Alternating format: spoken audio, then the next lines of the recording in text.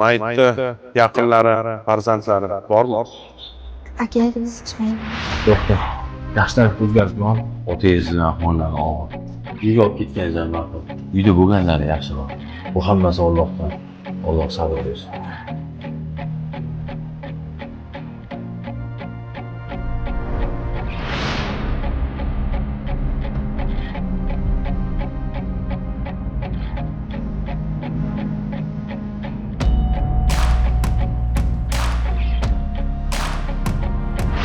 Domla, otamni jiddiy masalari shifokorlar unga ruxsat beryapti. Shunga xabardor qo'yib beraylik. O'lim haq, aziz birodarlar. Kechagina shu inson ham siz bilan bizni oramizda edi. Mayitni yaqinlari, farzandlari bormi? Aka, ichmang.